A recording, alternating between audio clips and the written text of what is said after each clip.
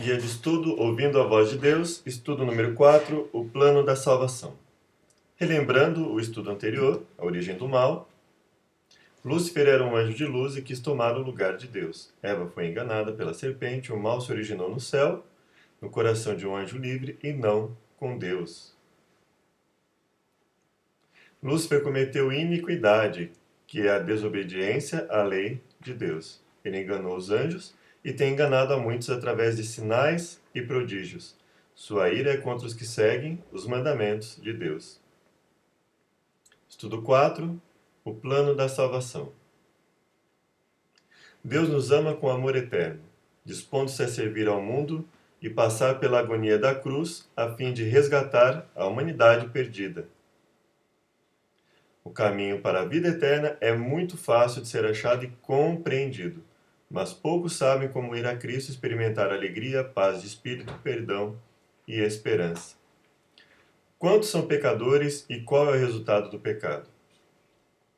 Romanos 5,12 nos diz: portanto, assim como por um só homem entrou o pecado no mundo, e pelo pecado a morte, assim também a morte passou a todos os homens, porque todos pecaram.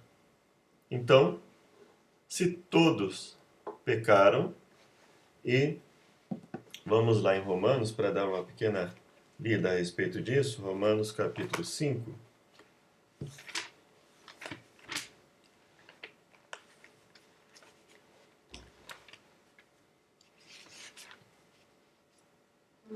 Verso 12.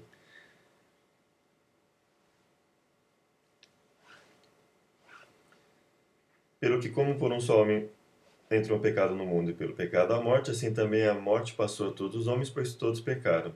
Pois antes da lei estava o pecado no mundo. Pois antes da lei estava o pecado no mundo, mas não havendo lei, o pecado não é imputado. No entanto, a morte reinou desde Adão até Moisés, mesmo sobre aqueles que não pecaram, à semelhança da transgressão de Adão, o qual é figura daquele que havia de vir.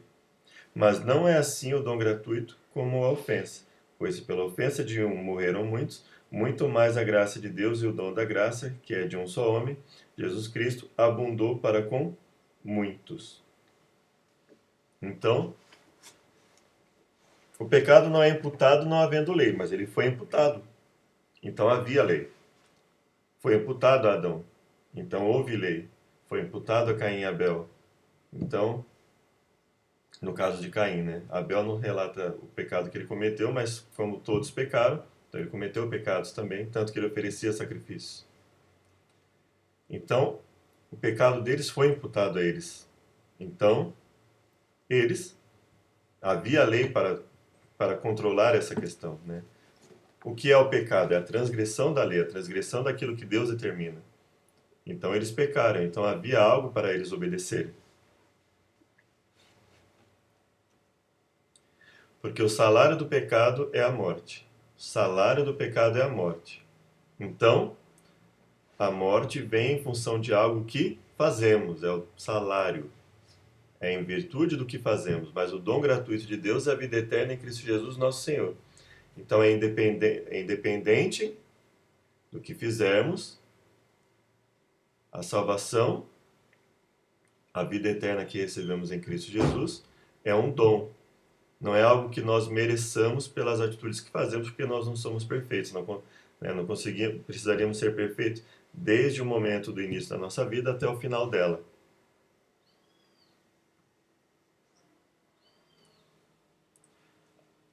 A morte passou a todos os homens, porquanto todos pecaram. O salário do pecado é a morte. Qual a reação de Deus diante da entrada do pecado? Gênesis 3, 8 a 10. Quando ouviram a voz do Senhor Deus, que andava no jardim pela viração do dia, esconderam-se da presença do Senhor Deus, o homem e sua mulher, por entre as árvores do jardim. E por que eles se escondem? Deus pergunta por que se escondem, e eles respondem.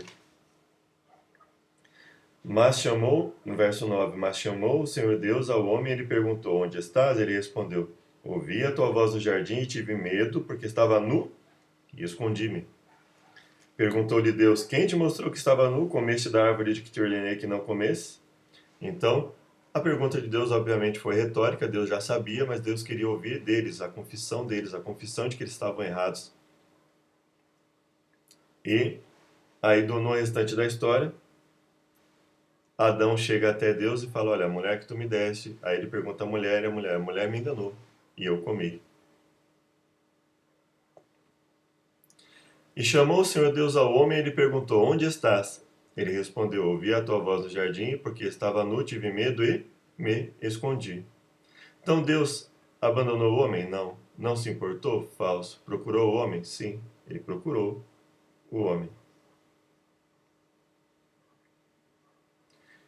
Então, ele determina, eles desobedecem, o casal desobedece, Deus imputa punição em virtude disso. Além das maldições que ele lança, ele diz claramente para que não comam e vivam eternamente, ele os lança para fora do jardim. E proíbe que eles comam do fruto da árvore da vida. Qual a condição da natureza humana após o pecado? Gênesis 6:5.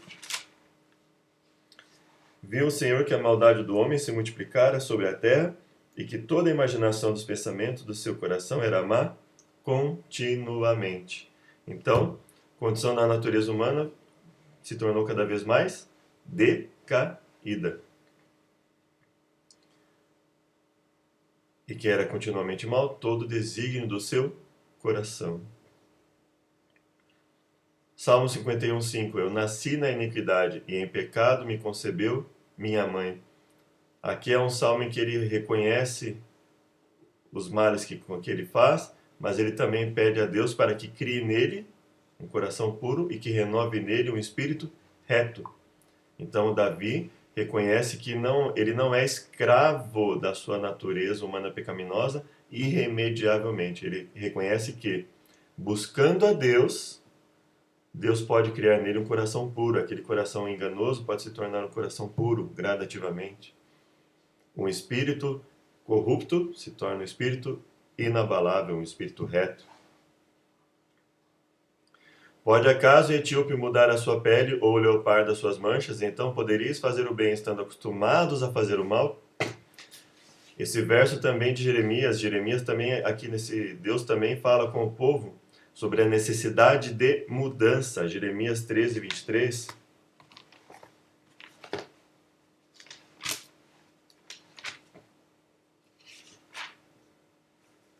Veja só.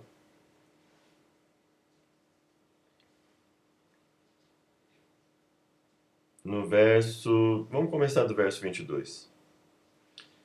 Quando disseres no teu coração, por que me sobrevieram essas coisas? Pela multidão das tuas maldades se descobriram as tuas fraldas e os teus calcanhares sofreram violentamente. Pode o etíope mudar a sua pele ou o leopardo as suas manchas? Tampouco podeis vós fazer o bem, acostumados que estáis a fazer o mal. Então ele fala, por que vocês não conseguem fazer o bem, assim como o etíope ou o leopardo não pode, o etíope não pode mudar a cor da sua pele ou o leopardo as suas manchas? Ele fala, quando você se acostuma a fazer o mal, quando você passa a ter o mal como algo comum na sua vida, então você não vai conseguir fazer o bem. Então você precisa primeiro se voltar a Deus e se desacostumar a fazer o mal. Aí você consegue fazer o bem. Esse verso não está dizendo que é impossível ao homem fazer o bem. Ele está dizendo que a partir do momento que o homem se entrega ao mal, ele precisa buscar a Deus novamente para que Deus o capacite a fazer o bem. E aí ele fala, eu vos espalharei como um restolho que passa arrebatado pelo vento do deserto. Esta será a tua sorte, a porção que te será medida por mim, diz o Senhor. Porque te esqueceste de mim e confiaste em mentiras. Eu levantarei as tuas fraldas sobre o teu rosto e aparecerão as tuas vergonhas. Vi as tuas abominações, os teus adultérios, os teus rinchos de lascívia e a tua desavergonhada prostituição. Vi as tuas abominações sobre os outeiros dos campos. Ai de ti, Jerusalém, até quando não te purificarás? Uma pergunta que seria totalmente sem nexo algum, sem sentido algum, se não houvesse a possibilidade de mudança. Então ele fala, até quando não te purificarás? Purificarás como? Apenas pelo pedido de perdão dos pecados? Não, pela mudança de vida. Em em todas as escrituras está escrito, né, sobre a questão da possibilidade de mudança de vida daquele que se entrega a Deus. Jeremias 17:9. Enganoso é o coração mais do que todas as coisas e desesperadamente corrupto. Quem o conhecerá? Jeremias 17. Vamos começar do verso 7. Bendito o homem que confia no Senhor e cuja esperança é o Senhor. Ele será como a árvore plantada junto às águas, que estende as suas raízes para o ribeiro. Não receia quando vem o calor, suas folhas são sempre verdes, no ano de sequidão não se perturba, nem deixa de dar fruto. Então, primeiro ele fala do homem que tem a esperança no Senhor. O homem que tem a esperança no Senhor obedece ao Senhor. Aí vem o verso 9: enganoso é o coração, mais do que todas as coisas, incorrigível. Incorrigível irremediavelmente, incondicionalmente, vamos ver? Quem o conhecerá? Eu, o Senhor, esquadrinho o coração e provo a mente, e isto para dar a cada um segundo os seus caminhos e segundo o fruto das suas ações. Como a perdiz que choca ovos que não pôs, assim é aquele que junta riquezas, mas não retamente. Na metade de seus dias elas o deixarão, e no fim ele se mostrará insensato. Trono de glória exaltado desde o princípio é o lugar do nosso santuário. Ó Senhor, esperança de Israel, todos os que te deixam serão envergonhados. Os que se apartam de ti serão escritos no pó, porque abandonaram o Senhor, a fonte das águas vivas. Cura-me, ó Senhor, e serei curado. Salva-me e serei salvo, pois tu és o meu louvor. Eles me perguntam: onde está a palavra do Senhor que se cumpra agora? Eu não me recusei a ser o teu pastor, tampouco desejei o dia de aflição, tu o sabes. O que saiu dos meus lábios está diante da tua face. Não me sejas por espanto, tu és o meu refúgio no dia da calamidade. Envergonhem-se os que me perseguem, mas não me envergonhe eu. Assombrem-se eles, mas não me assombre eu. Traze sobre eles o dia da calamidade, destrói-os com a dobrada destruição. Assim me diz o Senhor: vai, ponte na porta do povo, pela qual entram os reis de Judá e pela qual saem. Ponte também em todas as portas de Jerusalém e dize-lhes: ouvi a palavra do Senhor, vós reis de Judá e todo Judá, e todos os moradores de Jerusalém, que entrais por essas portas. Assim diz o Senhor: guardai-vos por vossas almas, e não carregueis cargas no dia de sábado, nem as introduzais pelas portas de Jerusalém. Não tireis cargas de vossa casa no dia do sábado, nem façais obra alguma. Antes santificai o dia de sábado, como eu ordenei a vossos pais. Contudo, eles não deram ouvidos, nem inclinaram as suas orelhas. Endureceram a sua cerviz para não ouvirem e para não receberem disciplina. Mas, se diligentemente me ouvirdes, diz o Senhor, não introduzindo cargas pelas portas dessa cidade no dia de sábado, e santificardes o dia de sábado, não fazendo nele obra alguma, então entrarão pelas portas dessa cidade reis e príncipes, assentados sobre o trono de Davi, andando em carros e montados em cavalos, eles e seus príncipes, os homens de Judá e os moradores de Jerusalém, e essa cidade será para sempre habitada. Virão das cidades de Judá, dos arredores de Jerusalém, da terra de Benjamim, das planícies das montanhas do Negueb, trazendo holocaustos e sacrifícios, oferta de cereais, incenso e sacrifício de ação, de graças à casa do Senhor. Mas se não me derdes ouvidos para santificar o dia de sábado e para não trazer descarga alguma, quando entrardes pelas portas de Jerusalém no dia de sábado, então acenderei fogo nas suas portas, o qual consumirá os palácios de Jerusalém e não se apagará. Olha só o que ele diz, ele fala, olha, o coração é enganoso, mas não irremediavelmente. Isso pode mudar gradativamente na sua vida. Esse desespero que acontece na vida de qualquer pessoa quando ela sente, por exemplo, o peso da culpa, o sentimento de culpa, ou pior, quando ela não sente nada, isso pode se modificar. Deus fala, olha, se vocês derem ouvidos à minha voz, tudo vai mudar. Eu vou atuar na vida de vocês.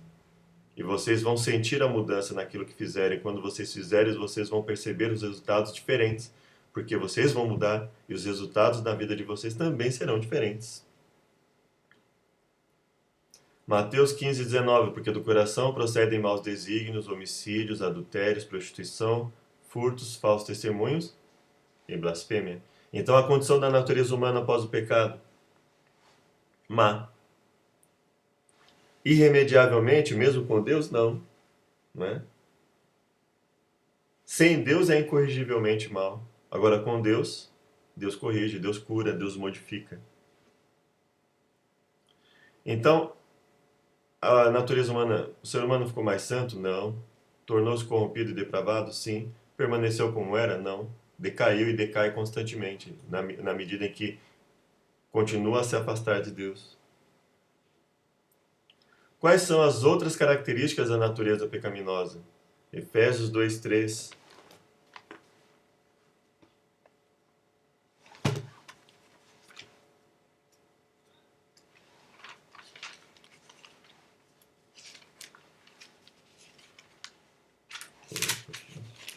Cacete, mas...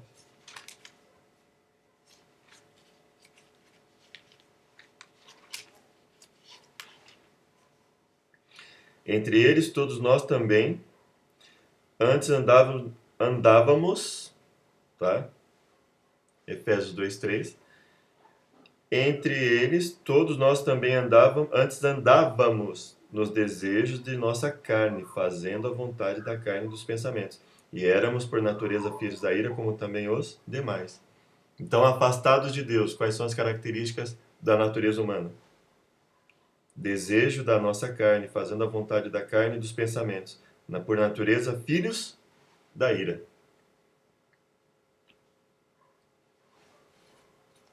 Entre os quais também, como nós lemos, né? Efésios 4:18. Obscurecidos de entendimento, alheios à vida de Deus, por causa da ignorância em que vivem, pela dureza do seu coração. Efésios 4:18.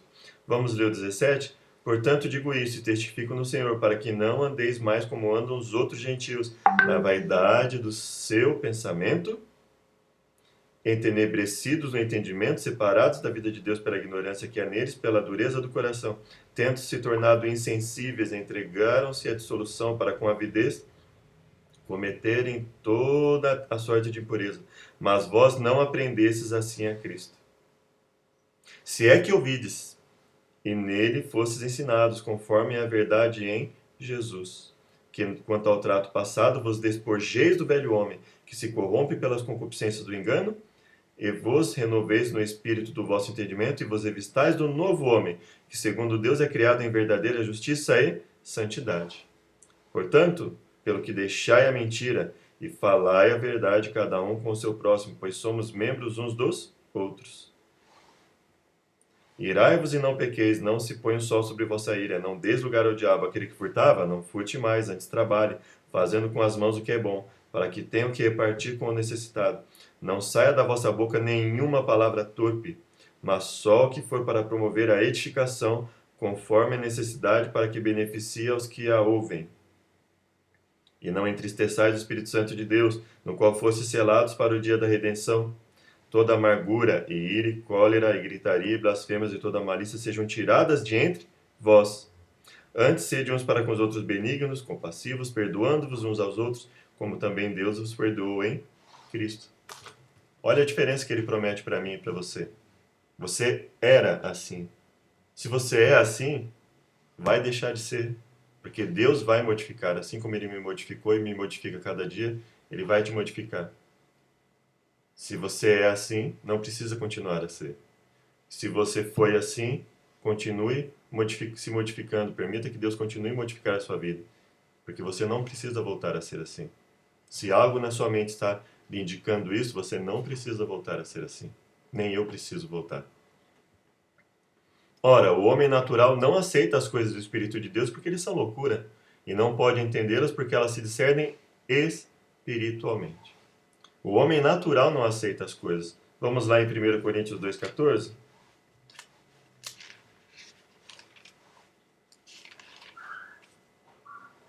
Vamos no 13. Disso também falamos, não com palavras de sabedoria humana, mas com as que o Espírito Santo ensina, comparando as coisas espirituais com as espirituais. Ora, o homem natural não compreende as coisas do Espírito de Deus, pois lhe parecem loucura, e não pode entendê-las porque elas se discernem espiritualmente. Mas o espiritual discerne bem, e ele de ninguém é discernido, pois quem conheceu a mente do Senhor para que a possa instruir? Mas nós temos a mente de Cristo. Eu, irmãos, Não vos pude falar como a espirituais, mas como a carnais, como a meninos em Cristo. Percebe? Ele fala de uma transformação gradativa. Ele fala, primeiro nós falamos aqueles que não se modificaram ainda como a carnais. E na medida que eles vão se modificando, nós conseguimos falar como a espirituais e eles conseguem discernir espiritualmente as coisas. E como é que você se torna um homem espiritual? Se arrependendo, se entregando a Deus, permitindo que Ele atue na sua vida. Você deixa de ser um homem carnal e passa a ser um homem espiritual, um homem e uma mulher, um ser humano espiritual. Porque nem mesmo compreendo o meu próprio modo de agir, pois não faço o que prefiro e sim o que detesto. Ora, se faço o que não quero, consinto com a lei que é boa. Ou seja, se eu quero fazer o bem, eu consinto com a lei que é boa. Ele fala, eu não compreendo o meu próprio modo de agir, porque eu não faço o que prefiro e sim o que detesto. Ou seja, ele fala, não, eu não entendo por que isso acontece, mas ele deixa de lutar contra isso? Não. Ele fala, não que tenha alcançado, mas prossigo à procura da obediência, da perfeição, da mudança. Romanos 7, né?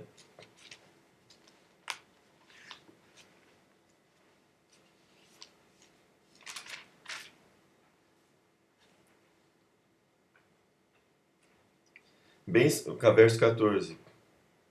Bem sabemos que a lei é espiritual, mas eu sou carnal, vendido como escravo ao pecado. Irremediavelmente? Vamos ler aqui o verso 21. Acho então esta lei em mim, que quando quero fazer o bem, o mal está comigo. Pois segundo o homem interior tenho prazer na lei de Deus. Então isso não é irremediável. Porque o homem interior dele tem prazer na lei de Deus? Porque Deus está atuando na vida dele, está modificando a vida dele. Então ele participa de uma luta. Vejo nos meus membros outra lei que batalha contra a lei do meu entendimento e me prende debaixo da lei do pecado que está nos meus membros. Miserável homem que sou, quem me livrará do corpo dessa morte? Deus, ele sabe quem o livrará do corpo dessa morte, né? O próprio Deus. Dou graças a Deus por Jesus Cristo, nosso Senhor, de sorte que eu mesmo com entendimento sirvo a lei de Deus. Então o entendimento está levando ele para onde? Para servir a lei de Deus. Mas com a carne a lei do pecado. Então ele está diante de uma luta. Essa é a luta que todos nós passamos. E quem vence? Qual o lado que vai vencer? O lado que for mais preparado. Se você alimenta, se você prepara mais a sua vida espiritual, o homem espiritual, ele vai vencer, ele vai gradativamente vencer esse homem carnal que existe.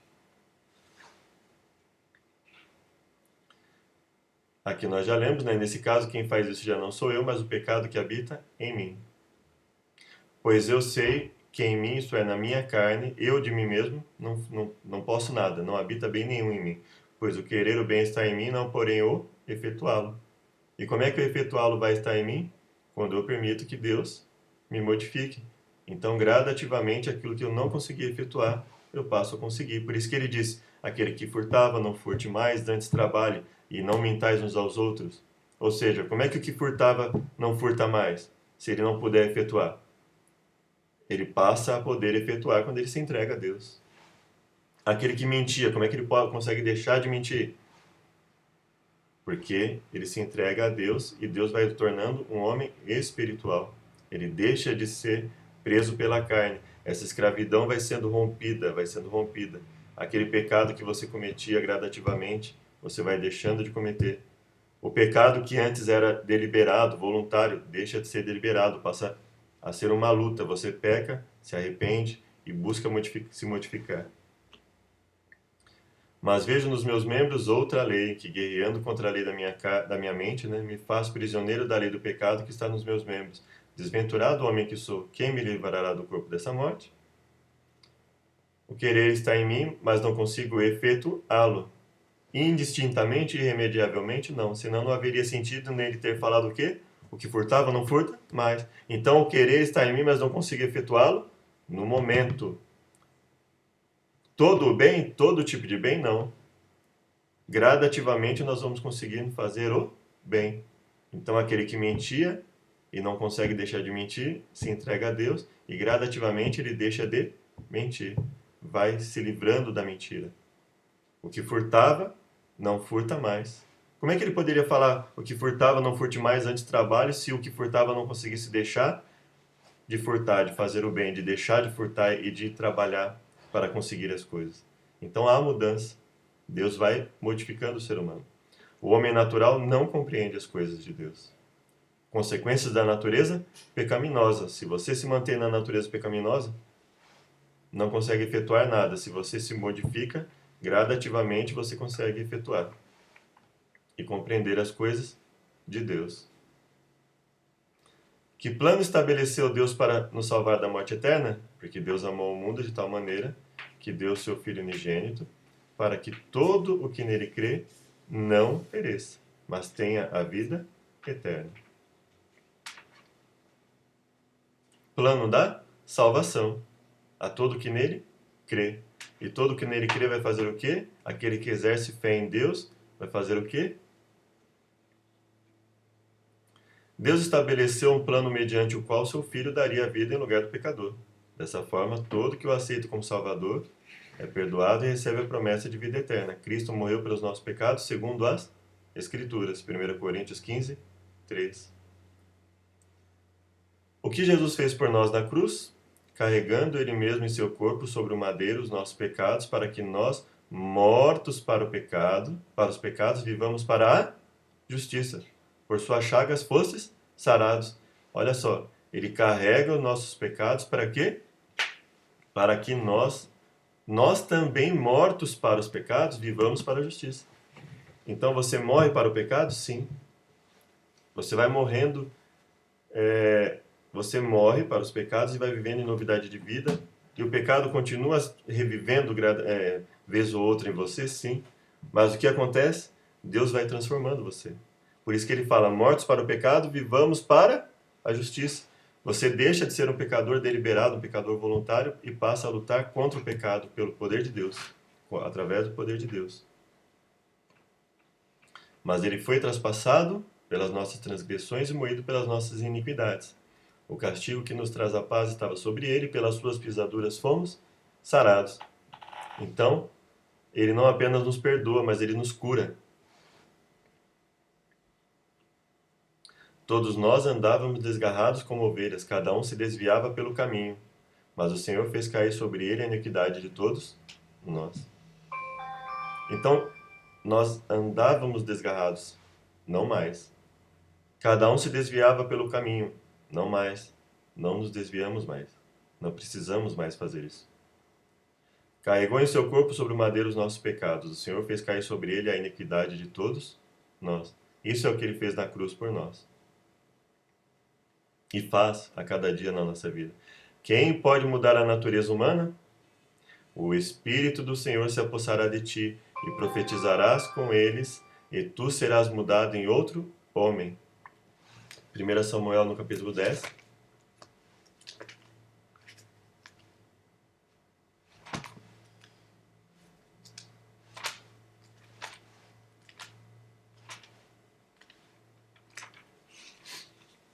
Então vamos ler aqui a partir do 1. Então tomou Samuel um vaso de azeite e o derramou sobre a cabeça de Saul e o beijou e disse: Não te ungiu o Senhor por príncipe sobre a sua herança? Quando te apartares hoje de mim, acharás 2 homens junto ao sepulcro de Raquel, no território de Benjamim e Zelza, os quais te dirão: Acharam-se as jumentas que foste procurar. E agora o teu pai já deixou de pensar no negócio das jumentas e anda aflito por causa de ti, jumento. Que farei eu por meu filho? Então passarás dali adiante até chegares ao orvalho de Tabor. Ali te encontrarão 3 homens que vão subindo a Deus a Betel. Um estará levando 3 cabritos, outro 3 bolos de pão, e outro um odre de vinho. Eles te saudarão e te darão 2 pães, os quais receberás da sua mão. Então chegarás ao outeiro de Deus, onde está a guarnição dos filisteus. Entrando na cidade, encontrarás um grupo de profetas que descem do alto, precedidos de saltérios, tambores, flautas e harpas, e eles estarão profetizando. O Espírito do Senhor se apoderará de ti, e profetizarás com eles, e serás transformado em outro homem. Quando estes sinais te vierem, faz o que achar a tua mão para fazer, porque Deus é contigo. Percebe? O Espírito se aposta de ti, profetizarás com eles e tu serás mudado em outro homem. E a partir daí, o que fizer, e naquilo que fizer, Deus estará com você.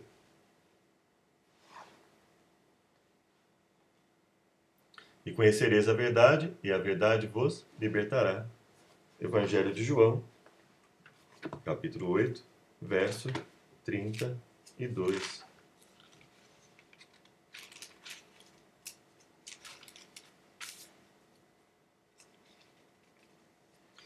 Verso 25. Olha só, vamos ler um pouco antes, né? Verso 24. Eu vos disse que morrereis nos vossos pecados. Se não crerdes no que eu sou, morrereis nos vossos pecados. Perguntaram, quem és tu? Respondeu Jesus, o que já vos disse desde o princípio. Muito tenho que dizer e julgar de vós, mas aquele que me enviou é verdadeiro, e o que dele ouvi digo ao mundo. Eles não entenderam o que ele lhes falava do Pai. Por isso Jesus disse, quando levantardes o Filho do Homem, então sabereis que eu sou quem digo ser, e que nada faço de mim mesmo, mas falo como o Pai que me ensinou. Aquele que me enviou está comigo, ele não me deixou só, pois sempre faço o que lhe agrada. Tendo ele dito estas coisas, muitos creram nele. Disse Jesus aos judeus que criam nele, se permanecerdes no meu ensino, verdadeiramente sereis meus discípulos. Então conhecereis a verdade, e a verdade vos libertará. Conhecereis a verdade, e a verdade vos libertará. Mas antes disso ele diz o quê? Que tipo de conhecimento é esse? Um conhecimento teórico e prático. Se permanecerdes no meu ensino, aprende, teoricamente, intelectualmente, e pratica, permanece no ensino. Verdadeiramente sereis meus discípulos. Então conhecereis a verdade, e a verdade vos libertará. Então foi? Conhecereis a verdade, e a verdade vos libertará. Então, quando você conhece a verdade...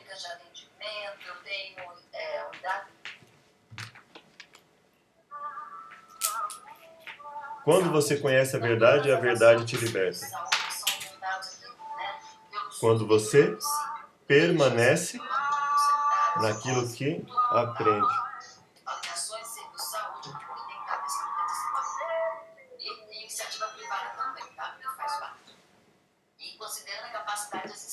Quando você conhece a verdade,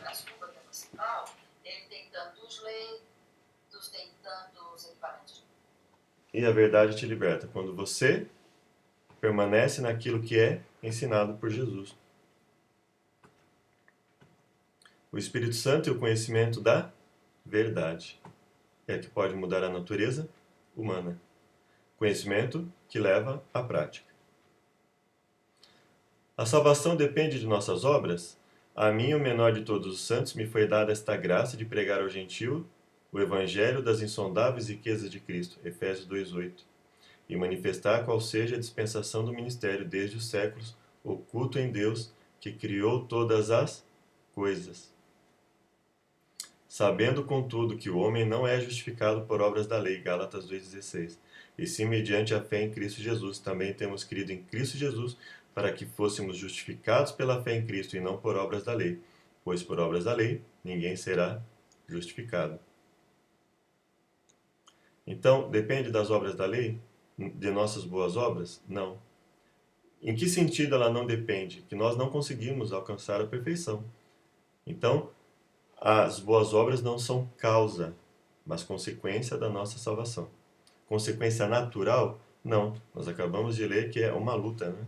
É uma luta do homem espiritual contra o homem carnal, da natureza espiritual que vai crescendo em nós contra a natureza carnal que morre gradativamente. Como pode o homem alcançar a salvação? 1 João 5, de 1 a 12 e Hebreus 5, 9. O testemunho é esse, que Deus... 11 e 12, desculpa. O testemunho é este, que Deus nos deu a vida eterna e a vida eterna está no seu Filho. Aquele que tem o Filho tem a vida. Aquele que não tem o Filho não tem a vida. 1 João, primeira carta de João, capítulo 5, verso 11 e 12. Vamos ler lá um pouco antes, né? Quem crê no Filho de Deus em si tem, no verso 10, tem em si mesmo o testemunho. Quem não crê em Deus, mentiroso faz, porque não crê no Espírito que Deus dá acerca de seu Filho. Um testemunho que Deus dá acerca de seu Filho. O testemunho é esse. Deus nos deu a vida eterna e esta vida está em seu Filho. Quem tem o Filho tem a vida. Quem não tem o Filho de Deus não tem a vida. Verso 13. Essas coisas vos escrevi para que saibais que tendes a vida eterna, a vós que credes no nome do Filho de Deus. Verso 14. Essa é a confiança que temos nele, que se pedirmos alguma coisa segundo a sua vontade. Então nós precisamos conhecer a vontade de Deus para que possamos pedir segundo a sua vontade. Isso não vai vir naturalmente, automaticamente na nossa mente. Para conhecermos a vontade de Deus, onde está a vontade de Deus? Na palavra dele. E se pedimos segundo a vontade dele, ele nos ouve. E se sabemos que nos ouve em tudo que lhe pedimos, desde que, obviamente, venhamos a pedir segundo a vontade dele, sabemos que já alcançamos os pedidos que lhe fizemos. Então, se pedimos conforme a vontade de Deus, seremos atendidos em tudo que fizermos, desde que venhamos a pedir conforme a vontade de Deus. E aí você vai ser atendido como? Ele pode responder sim, ele pode responder não, ele pode responder não é o momento agora. Se alguém vir a seu irmão cometer pecado que não é para a morte, pedirá, e Deus lhe dará vida aos que não pecam para a morte. Há pecado para a morte, e por isso não digo que ore. Toda injustiça é pecado, e há pecado que não é para a morte. Sabemos que todo aquele que é nascido de Deus não vive pecando. Antes o guarda aquele que nasceu de Deus, e o maligno não lhe toca. Sabemos que somos de Deus e que o mundo inteiro jaz no maligno. Também sabemos que o Filho já veio e nos deu entendimento para conhecermos aquele que é verdadeiro, e estamos naquele que é verdadeiro, isto é, em seu Filho Jesus Cristo. Este é o verdadeiro Deus e a vida eterna. Filhinhos, guardai-vos dos ídolos. Então ele diz o quê? Que testemunho é esse? É o testemunho de mudança, aceitação de Jesus como Filho de Deus, como aquele que se sacrificou por nós para nos perdoar pelos nossos pecados, nos purificar de toda injustiça e aceitá-lo como nosso Senhor, como nosso resgatador, aquele que muda a nossa vida, aquele que nos faz ser diferentes. Não vivemos mais pecando, não vivemos mais pecando por quê? Porque o pecado não é mais algo deliberado na nossa vida, não é mais algo voluntário na nossa vida. Se você está em luta, você não vai mais viver em contínuo, com pecado contínuo, constante. Você vai mudar, Deus vai te transformar. E a Bíblia nos diz que isso é possível. Diz que depende de nós o aceitarmos. E tendo sido aperfeiçoado, tornou-se autor da salvação eterna para todos os que lhe obedecem. Aceitando a Cristo, o autor da salvação eterna para todos os que lhe obedecem, o homem pode alcançar a salvação. Recapitulação: após o homem pecar, Deus foi procurá-lo e lhe deu a certeza de que Jesus morreria em seu lugar. Jesus é o Cordeiro de Deus. Ele tomou sobre si os nossos pecados. Após o pecado, a natureza humana, indistintamente, ficou depravada e o coração corrompido. De modo irremediável, de modo incondicional, não. Desde que ele aceite a Deus, isso se modifica. O Espírito Santo muda a natureza humana e implanta a lei de Deus no coração. A salvação depende de nossa fé em Cristo. Compromisso de fé. Creio no plano idealizado por Deus para a salvação do homem. Passo 1. Passo 2. Aceito o trabalho do Espírito Santo para transformar a minha natureza. Passo 3. Quero entregar o coração a Jesus, aceitando como meu Salvador e como Senhor também. Se você o aceita como Salvador, mas não o aceita como Senhor, você não vai aceitar as determinações que ele faz. Então, aceitá-lo como Salvador implica em aceitá-lo também como Senhor da nossa vida. Próximo estudo. Muitos males emocionais, espirituais e até físicos têm origem no sentimento de culpa. O pecado tem ação devastadora na vida de qualquer pessoa, mas como nos livramos de suas terríveis consequências? No próximo estudo veremos o que a Bíblia aponta para nós, essa saída. Deus nos abençoe a todos. Feliz semana.